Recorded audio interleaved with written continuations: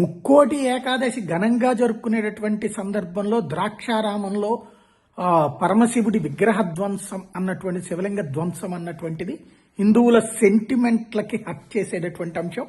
పక్కన పోలీసులు దర్యాప్తు చేస్తున్నారు. అట్ ద సేమ్ టైం ఈ వ్యవహారానికి బాధ్యులు ఎవరు అన్నటువంటిదే ప్రతి ఒక్కళ్లలో ఉన్నటువంటి సందేహం. దీని మీదనే భారతీయ జనతా పార్టీ సీరియస్ గా స్పందించింది.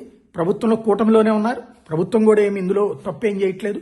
వెంటనే పోలీసులు 4 టీంలు ఏర్పాటు చేసి సీసీటీవీల ఫుటేజీల్ని పరిశీలిస్తూ దోషుల్ని పట్టుకునేటటువంటి ప్రయత్నం చేస్తున్నారు. ఎవరు కావాలని చేశారా, ఏం జరిగింది అన్నటువంటి తేల్చే పనిలో ఉన్నారు.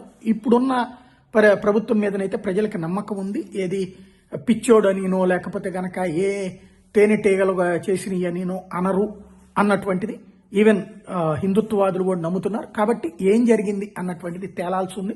ప్రస్తుతం ఆ దిశగా అడుగులు పడుతున్నాయి. భారతీయ జనతా పార్టీ రాష్ట్ర అధ్యక్షుడు మాధవ్ సీరియస్ గా స్పందించారు.